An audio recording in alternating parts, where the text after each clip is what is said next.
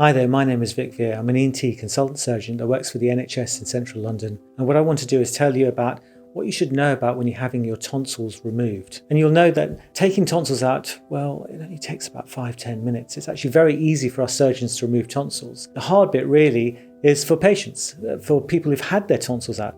It can be very, very difficult. And I want to try and give you a little bit of information about the risks, the complications, and how to look after yourself after this operation. Now, I think the first thing that everyone knows about when they're having their tonsils removed is that it's very, very painful. Now, if you imagine ever having an ulcer, if you've ever had an ulcer, it's quite painful. It's just this tiny little spot inside your mouth. Now, imagine that, but two large sort of ulcers on either side of your throat. It's really, really painful. So I really think the first thing you should know about is taking your painkillers correctly. All the painkillers your doctor or your surgeon gives to you, you really have to take them, even if you're not in pain. So a lot of people say, oh, paracetamol never works for me. Actually, paracetamol and Nurofen and codeine all work together synergistically. So do take them all. And I think also if you take your painkillers in a staggered way, so for example, if you took paracetamol, which you're meant to take 4 times a day, so you take 1 gram if you're an adult, 1 gram 4 times a day. So you could take one at 6 o'clock in the morning, midday, 6 in the evening, midnight. So an awful lot of the time you have to wake yourself up to take that paracetamol. And if you can, take your Nurofen. I tend to give 400 milligrams 4 times a day because it's just a little bit easier. You can take it at the same time as your paracetamol, but if you are able to, if you can stagger it during the day, so instead of taking it at 6 and 12, 6 and 12, you can take it at 9 and 3, 9 at night, 3 in the morning. It means that you have to set your alarm and wake up multiple times at night to take your painkillers. But what you're not doing is taking all your painkillers at midnight and then waking up at 4 in the morning thinking, oh, I've only got 2 more hours before I can get my painkillers. You want to be taking something as often as possible through the day so there's no big lulls and big highs and lows and troughs and peaks in the day. I think painkillers work best if you're not playing catch up with your pain. Some people sort of go, oh, it's not too bad in the first day or so, and suddenly the pain sort of catches up with them, and then you're trying to take loads of painkillers to try and stay on top of it, but it's almost a bit too late at that point. Some of you will also be given Diflam spray, which the spray sort of numbs the back of your throat for a few minutes. That's really helpful because when you take a bite, the first bite's always quite painful because the back of your throat gets very sore, and when it gets very sore, it goes into a cramp. Some of you remember when, in the part of your foot, it sometimes goes into a cramp. You can have all the morphine in the world, it won't do anything for that cramp. Most of us know that all you have to do is stretch out that muscle and suddenly the pain goes away in your foot. We think also that the muscles at the back of your throat cramp up and it causes enormous pain. So that first bite of food seems to hurt a lot. And sometimes chewing and swallowing things all the time, like chewing gum and things like that, does help some people through this problem. And that just means that the swallowing and the chewing action is still going. It stops the muscles from going into cramp and causes less pain. So if you're noticing that it feels like the first bite of a meal really hurts and then it gets a little bit easier, it may be worth trying that. Just sipping water or chewing gum all day might help you. Now, some of you may be aware of using dissolvable aspirin. You dissolve it in some water and then gargle it, and you know that the pain suddenly goes away. Now, this is a great pain relief for this sort of operation, but the problem is the reason why we doctors don't give it out to people is that aspirin causes an awful lot of bleeding. We don't want people to bleed after an operation. So that's why an awful lot of us will say, look, I don't think you should do this. It's really dangerous. We don't want you to bleed and then have to have an emergency operation in the middle of the night. So be really careful if you're going to try and use those sorts of drugs. And remember also you're taking ibuprofen, which is the same class of drug. And these drugs can cause damage to your kidneys and all sorts of things. So you've got to be really careful and follow your doctor's instructions. If you look at the back of your throat the day after the operation, you'll see all this sort of white stuff growing where your tonsils used to be. Now that's completely normal. That's how the mouth heals up after this operation. But I often think to myself, you don't want that to get too thick. If it gets too thick, you get infections, I think, growing within it. And when you get an infection growing within it, maybe sort of 6, 7, 8 days after the operation, the pain, instead of slowly getting better, seems to be getting worse. And the pain just becomes so difficult and you can't swallow anything. You find it really hard to get past anything, even if you're taking your painkillers. And what we think is happening at that point is that you're having an infection, which is making the pain far worse than it was before. Now, another problem with the infection that can occur 7, 8 days after the operation is that we think that the infection can sort of burrow into the side wall of your throat and open up some of the blood vessels there. And when it does that, some people bleed an awful lot after this operation and end up having to go back into hospital. Some people need another operation, typically in the middle of the night, where we have to go into the throat again, a bit like a tonsil operation, and stop the bleeding. Some people bleed, and they bleed so much that they need a transfusion. Now, we know that in most normal cases this only happens in about 1% of people, but we also have learned that in the old days we used to give people ice cream and jelly and soup and things like that, have soft food and let it just pass down.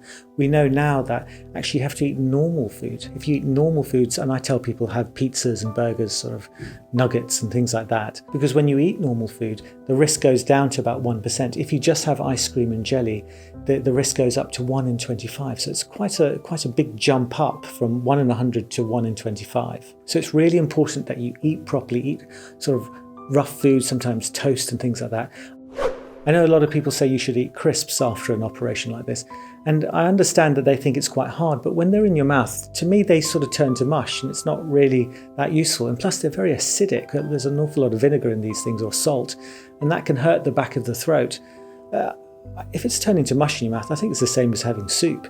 What you want is something like pizza, I think, something to scratch the back of the throat, keep it clean. Now I'm not saying don't eat soft food. Of course you can have your ice cream or your jelly or whatever you want to eat. But what I'm saying is that we know that people, or adults and children who have a normal diet after this operation, have a lower chance of having a bleed afterwards. And we think those bleeds are associated with an infection in most cases.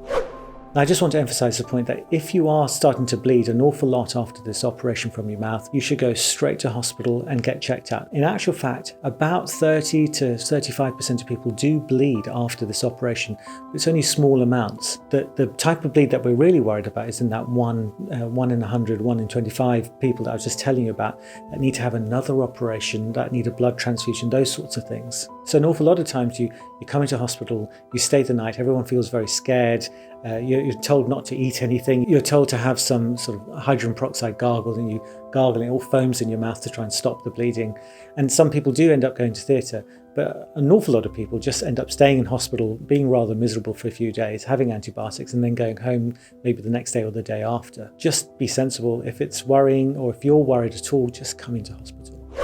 Now, there are some very rare risks and complications of this operation, and I think you ought to know about these, because if you're going for an operation, you should try and know everything about this operation as much as you can, not to scare you, but just to be fully informed about what you're letting yourself in for.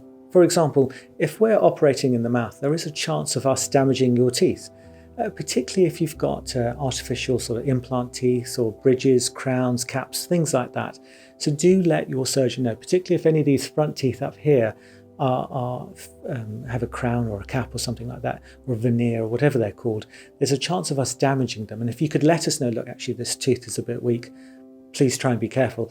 But it's still something that's really bad for that patient. We don't want any complications after these operations, so do let your surgeon know if you've got any wobbly teeth. Now, typically children at the age of 6, there's a chance of their teeth being very wobbly, and we would rather, if a tooth looks like it's going to come out anyway, we'd rather remove it then rather than it going down the airway or something like that. So again, let us know if you've got any wobbly teeth or any other problems with your teeth. Now, if you've looked at some of my other videos, you'll see that the way we get into the mouth, we use this sort of spatula, this metal spatula, to pull the tongue out of the way so we can see the tonsils and start operating on them. Now, if you look at the literature, it shows that about 13% of people notice a change in their sense of taste after this operation. Typically it only lasts for a few days, sort of maximum about 3 weeks. It can last longer. And some of the papers I've read that if that thing that's holding down your tongue is there for more than half an hour, it can lead to an increased risk of causing a numbness in your tongue, or a weakness on one side, or a taste change as well. So typically if an operation is going to last longer than half an hour, at the half an hour mark, we let that sort of metal spatula come out of the mouth for a bit, give the tongue a little bit of room to breathe, and then put it back again. So it's a bit like falling asleep on your arm, and you wake up in the morning and your arm feels very numb and it's got pins and needles in it. It's the same sort of thing, but we think that's happening to the tongue as well. But as I said before, most tonsillectomy operations are rather short, so it's very rare for that to happen, particularly as a long-term problem. Now, even if your surgeon takes that metal spatula off your tongue to allow the nerve to recover a little bit and then put it back on again, I said before there was a 13% chance of there being a problem in the first few weeks, but there is still a 0.9% chance of you having altered taste sensation for the long term. Now, I typically say that it can take about 1.5 years for this taste sensation to come back to normal. Now, removing tonsils come very close to a structure in the middle of your throat called the uvula, that sort of dangly down thing, the punching bag or whatever people call it.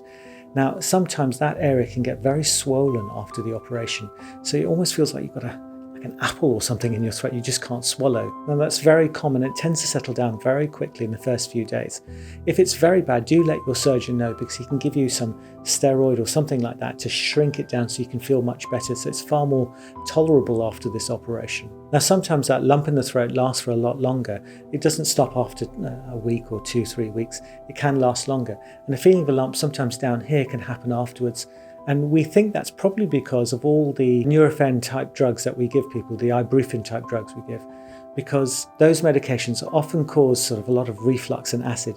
And some people who have a lot of reflux and acid have a feeling of a lump in their throat. They can still eat and drink, but it feels like it's still there. And the tonsillectomy may have been 3-4 weeks ago and the pain's all gone, but they still feel this lump in their throat. And sometimes that's because of this sort of reflux problem that comes all the way up to here, laryngopharyngeal reflux it's called, or LPR. And that's why an awful lot of people will give you something like omeprazole, lansoprazole, one of the zols basically, that stops the acid from coming up and damaging the back of the throat.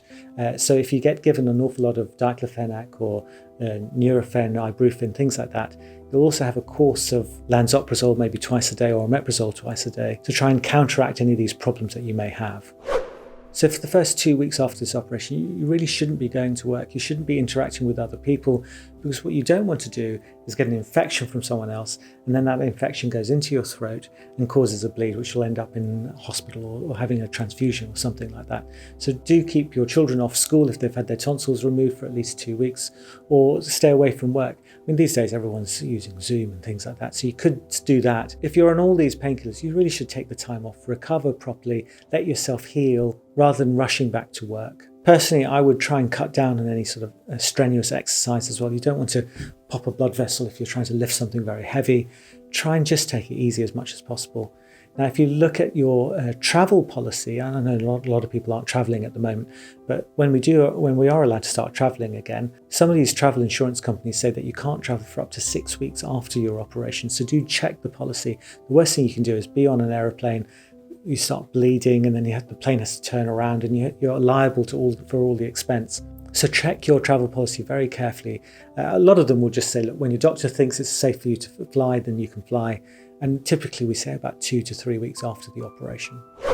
Now, I have read in some articles that taking multivitamins, particularly ones that contain zinc, can help people in terms of the recovery after this operation. There wasn't very strong evidence for this, but if it helps even the slightest bit, and it's not going to harm you to take some multivitamins after this operation, I think you ought to do it. And personally, drinking lots of water, having lots of rest, can't be a bad thing. Anything you think that might help you heal after this operation is important, I think. Some people worry that having their tonsils out may change their ability to sing properly or something like that. There was a paper about some, I think, Italian opera singers or sopranos, where they found that the tonality of their upper octave changed very slightly. Now, I think in normal people, I've never met anyone who's noticed a sudden change in their voice or their singing voice afterwards. If you're a professional singer and you're known for the certain tonality in the way you sing, it's something you should be aware of. Although I've operated on lots of sort of classical singers and things like that. They've not noticed anything themselves. But again, I think it's something you should be aware of. I do hope you found that useful. And if you're in the middle of this right now, you're looking at this video, looking for some help, just keep going. If you're really struggling, go and speak to your surgeon about it. I'm sure he'll want to know and try and help you out. Don't just suffer in silence. Try and get some help. If you're really struggling, get some help and we'll be there to help you. Don't worry. And most of these problems just all get better within 2 or 3 weeks, and at the end you'll feel loads better and you won't have your tonsils anymore. Either you had your tonsils out because of sleep apnea and snoring problems, or you had your tonsils taken out because they're constantly causing infections. You'll be rid of all those sorts of problems later on. It'll be all worth it. And again, I hope you found this video useful. Thank you very much and goodbye.